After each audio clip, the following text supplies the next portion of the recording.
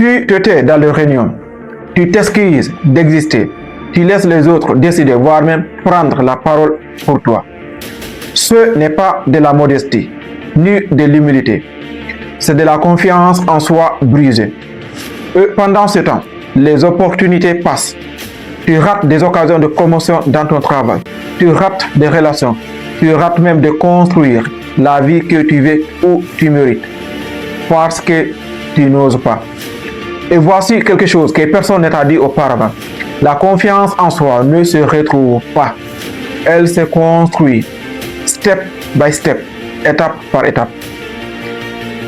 Dans cette vidéo, je vais te partager 10 habitudes approuvées par les experts en psychologie et en neurosciences sur comment construire, forger et développer ta confiance en soi. D'abord, avant de continuer, moi, c'est Diallo.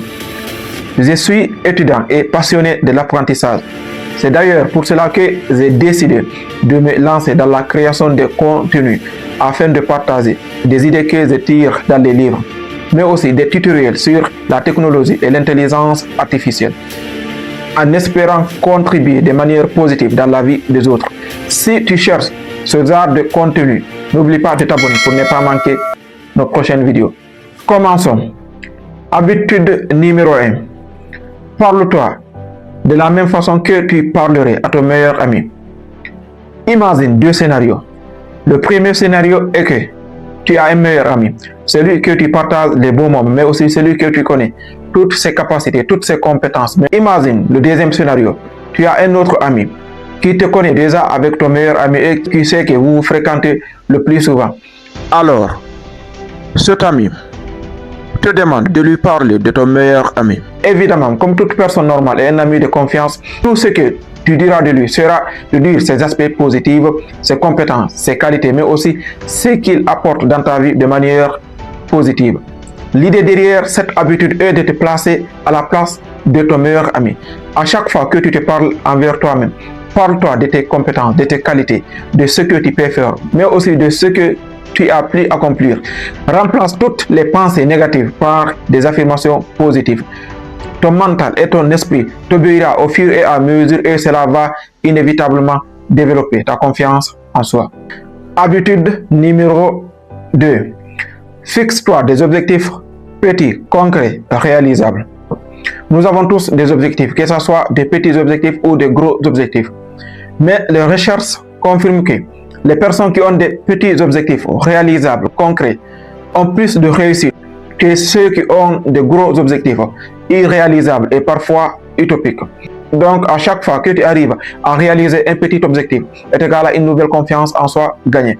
Un objectif est égal à une nouvelle confiance en soi gagnée. Ainsi de suite, et la confiance s'accumule. Et à un certain moment, tu as déjà la confiance en soi que tu cherches. Habitude numéro 3. Habille-toi de la version de toi que tu veux être. D'après des recherches menées par des sociologues, un individu qui sort de chez lui, une fois au dehors, 80% des personnes qu'il va rencontrer vont lui juger par son apparence. Cela étant dit, l'apparence, ta manière de t'habiller, ton comportement physique a un rôle fondamental, non seulement de la manière dont les gens te reçoivent, mais aussi de la manière dont ils te font confiance. De la même façon, inversement aussi, lorsque tu t'habilles bien, lorsque tu t'habilles des habits qui sont conformes à ta valeur, des habits qui sont en accord avec ta vision, avec la personne que tu veux être, cela va inévitablement booster ta confiance en soi. Et ce que tu portes change comment tu te sens et comment le monde te perçoit. Habitude numéro 4. Apprends quelque chose de nouveau chaque semaine. Et cette habitude, moi-même, je la confirme. Car j'ai remarqué qu'à chaque fois que j'apprends une nouvelle compétence, cela m'aide à retrouver ma confiance en moi. Je ressens mon instinct qui me dit, waouh, tu as accompli ça et ça. Donc, tu es encore capable d'accomplir des choses. Il faut toujours te rappeler, une nouvelle compétence apprise est égale à une nouvelle raison de croire en toi. Habitude numéro 5. Prends soin de ton corps. Aussi simple que cela peut paraître pour certaines, prendre soin de ton corps, bien manger, bien dormir, faire du sport, cela peut contribuer inévitablement à augmenter ta confiance en toi. Habitude numéro 6. Prends la parole.